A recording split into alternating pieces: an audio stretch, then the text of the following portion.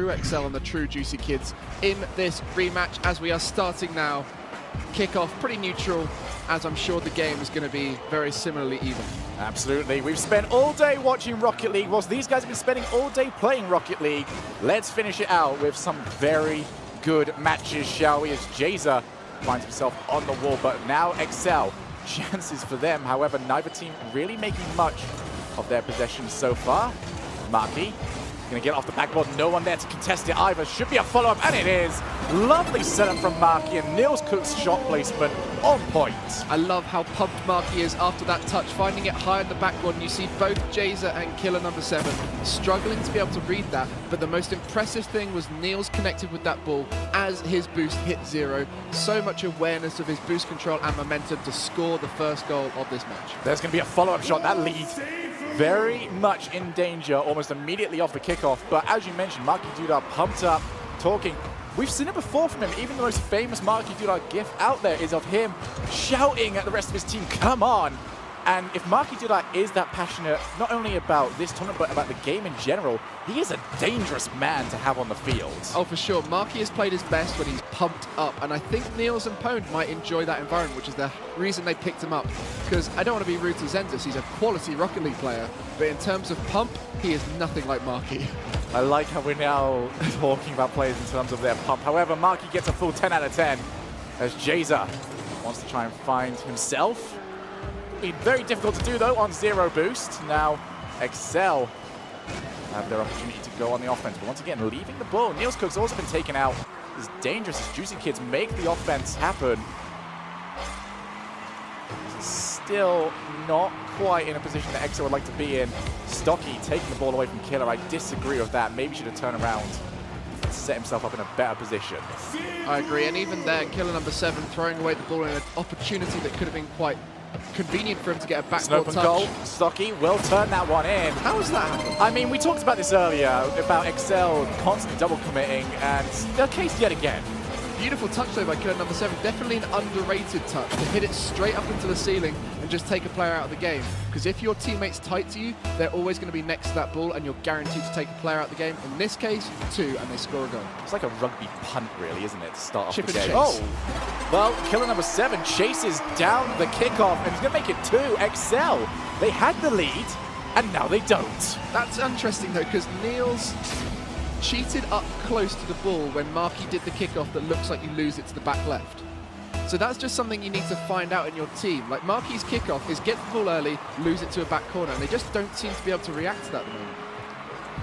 Pwned on the wall, he's basically giving this one straight back up to Jazer as Excel trying to get some breathing room over in defense. Now Pwned off the backboard. Stocky should be able to get to it, but it's still not quite safe, and Jazer has to come through and help out. This is a lot of boost used for Excel just to contain this offensive play. And if Excel can keep this moving, then they'll be in a very good spot indeed. However, it looks like Juicy Kids have not only played it away, but have set it up for a good opportunity. Killer wants to drop down and almost gets it, but Marky just in front stops the lead from going up by 2. When that ball drops down from the corner at the ceiling, it's so dangerous because it's flush with your goal line. And all it takes is a powerful touch towards the net, and you can even pile drive it through the goalkeeper. On this occasion, though, good defense from Excel keeps the scores close, but Juicy Kid's still ahead. Pwned can't quite reach that ball. Still gonna be loose. Has managed to steal some boost though, so that we're gonna need players like Jazer. We have to wait even longer as yet another one stolen from the corner. Now gonna be dropped straight down. Jazer can't quite get there, but it will be Killer. Comes to help out. How much time have Juicy Kids got left? How long until they are completely out of resources? It looks like Jesus finally managed to pick up something. And Excel have managed to drop the siege.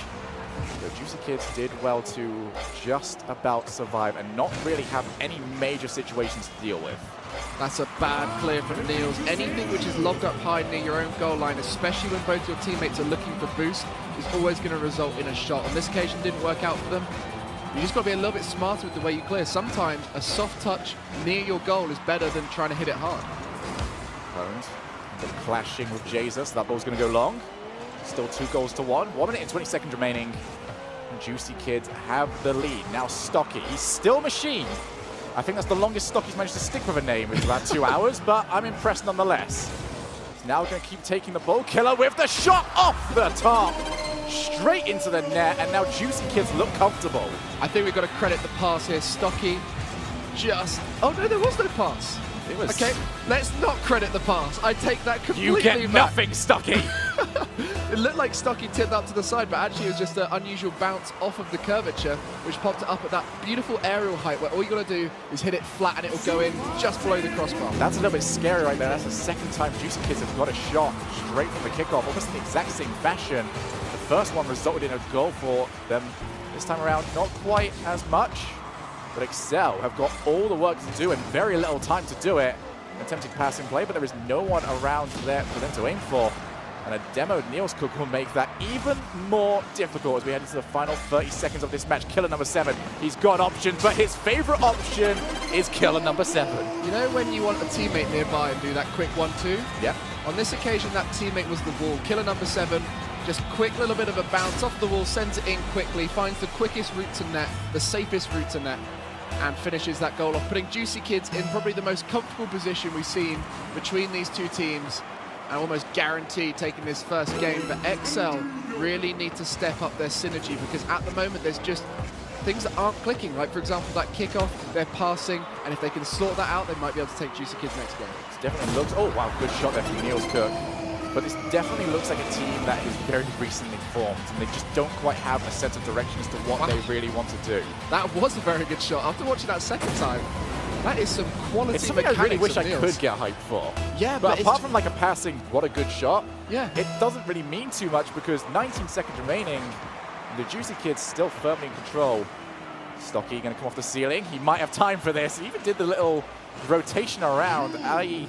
squishy back in the World Championships.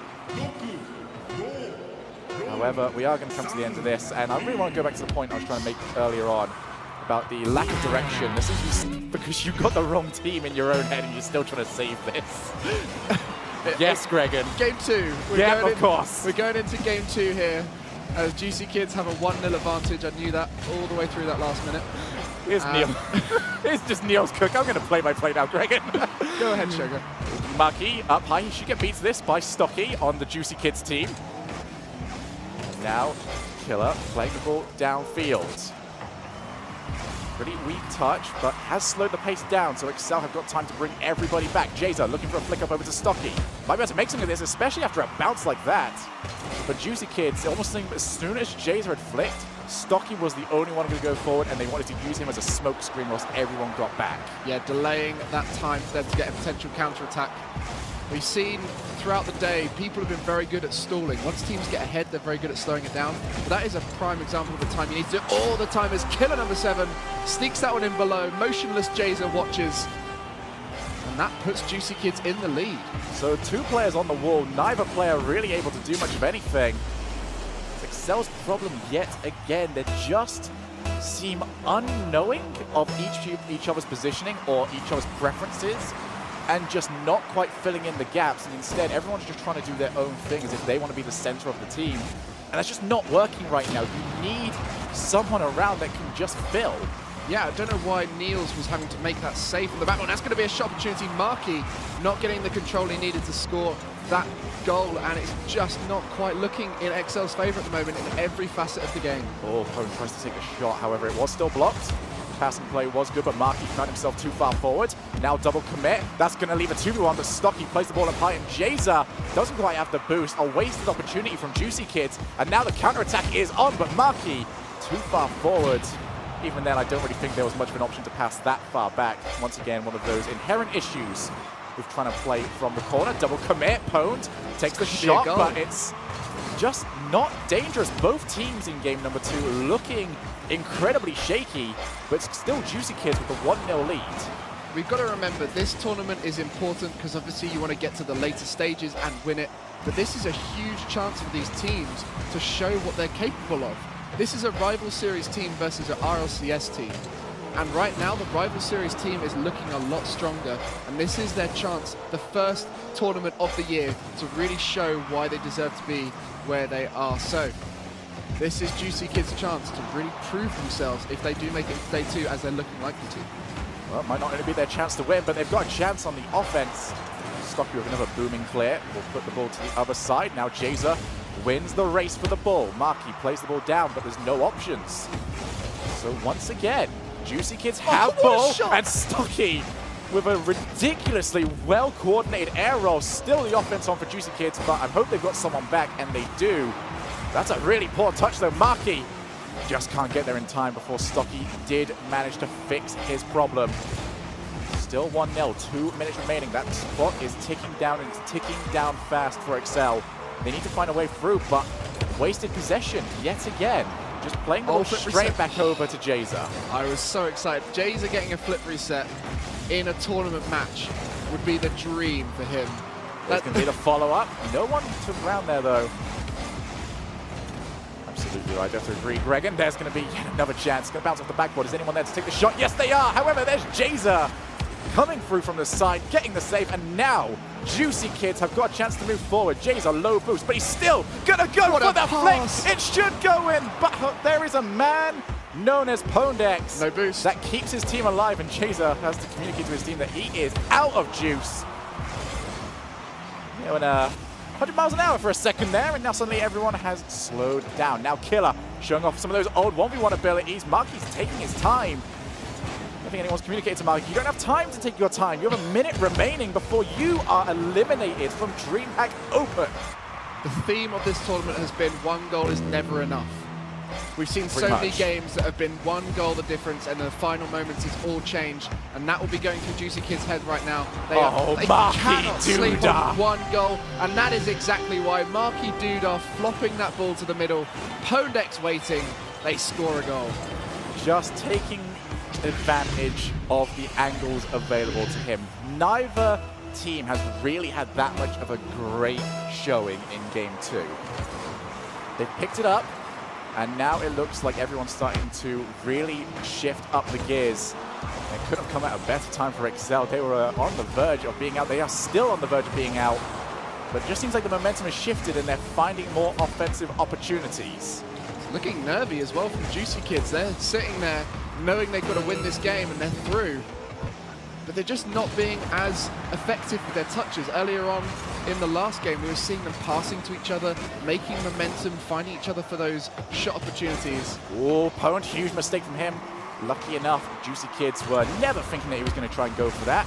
Lovely touch from Jason, not only to set himself up, but also gives his team time to rotate back after the double commit. And we could be very well on our way to overtime, as the Juicy Kids can create an opportunity from this. Probably unlikely, and it will not happen. Gregan, we have overtime, and Excel must win. I think the theme last game was this one goal thing, and it was the exact same situation. Overtime, one goal conceded, you're out. It's going to be Marky. He's got the ball bouncing off players. A little bit worried about the players behind him as to whether or not they are going to move forward a little bit too much. Remember, Excel have had a bad habit of double committing at the worst possible times. Hopefully they will try and avoid that. Niels Cook going to go up. Pondex gets pulled off the ball. Now Marky Dudar is available. He was just shut down in the nick of time. He can go for yet another shot. That should be open, but Niels Cook waiting in the central side of the field, unable to even get close to the ball, and Juicy Kids will survive. Survive is definitely the key word, because that was all in Excel's power to score a goal there. All three of them could have scored based off of a touch being in the right place.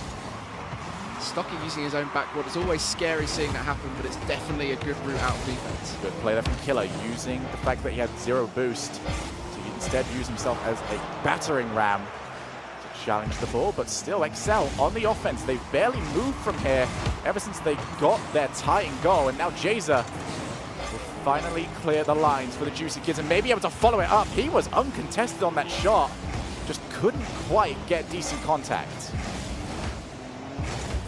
Now it's Juicy Kids' turn as they put wave after wave of offense onto the Excel half.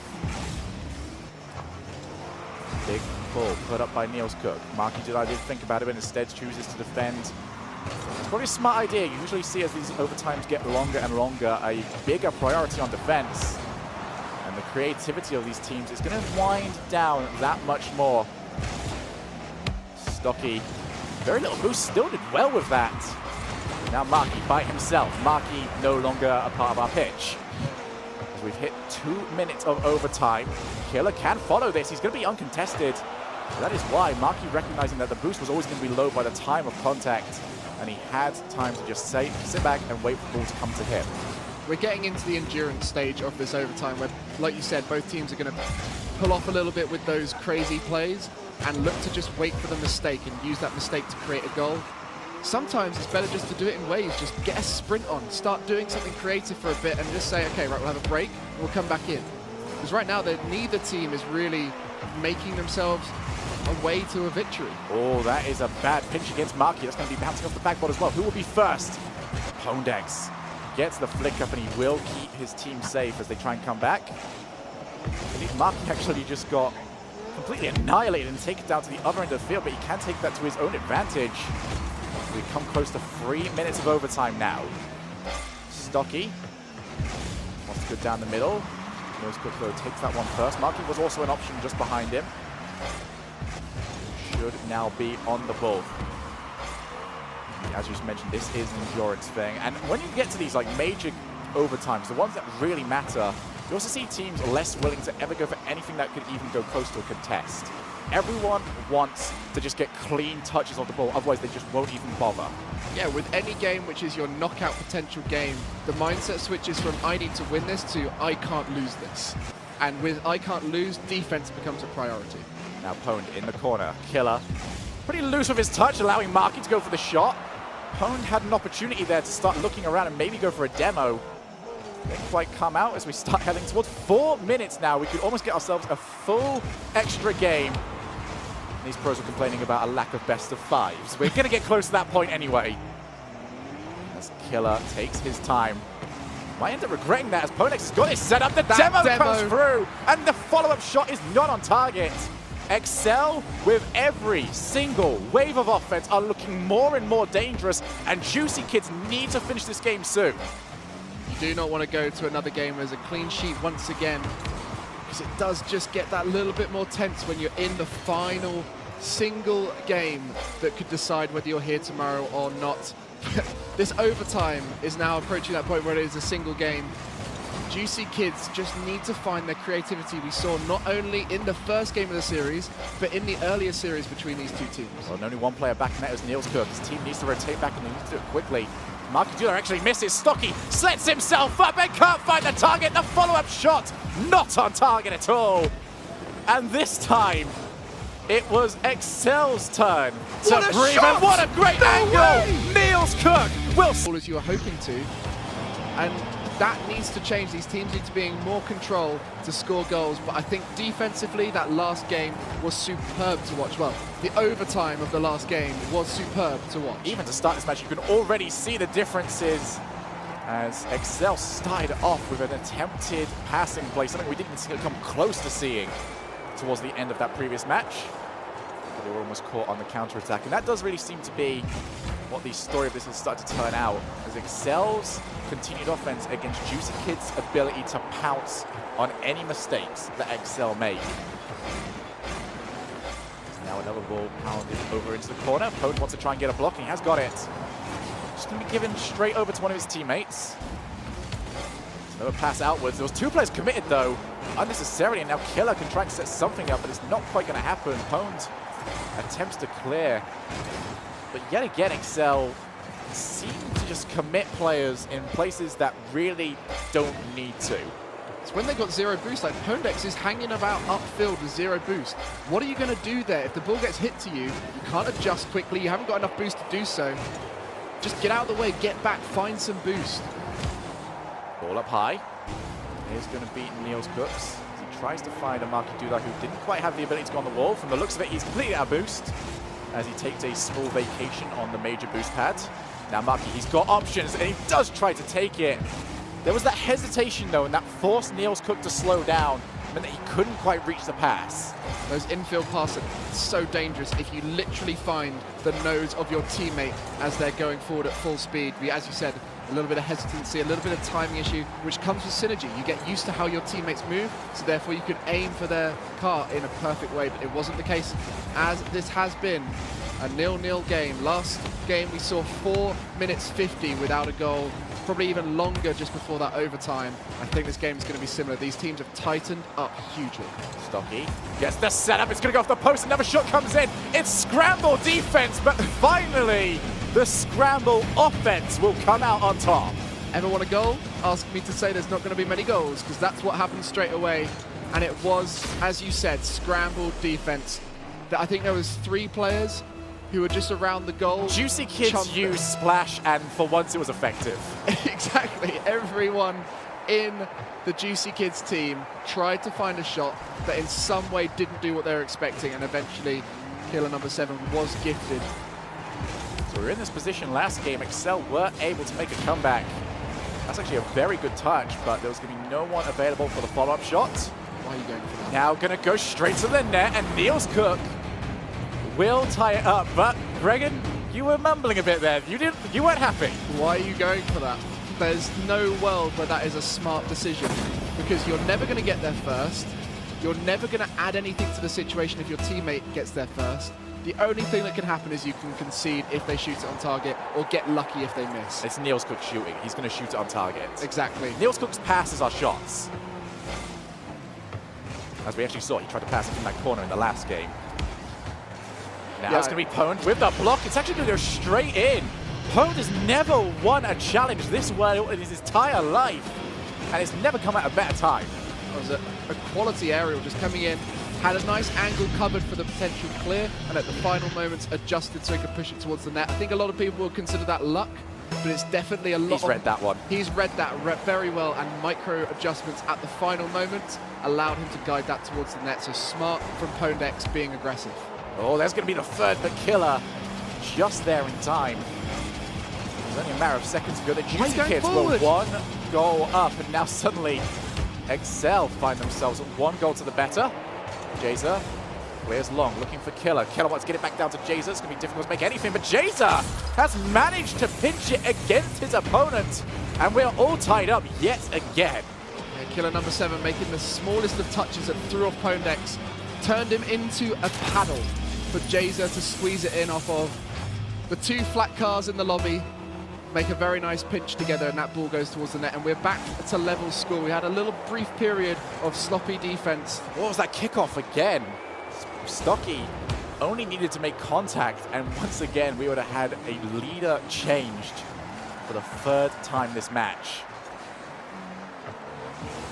Niels wants to get a long clear. Markey doesn't have time to stop his car from moving, otherwise he will get challenged like he was. So now back to the corner. He just wants to try and bait Niels Cook to try and go back over there, see what he can do.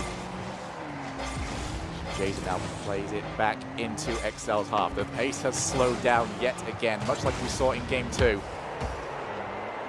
Everyone not necessarily trying to create much, but just ensure that the ball is not near their goal. And that's going to be going towards the XL half. You never want to be retreating as people are passing it towards the net. XL get away with it on this occasion. We enter the final minute, scores are level.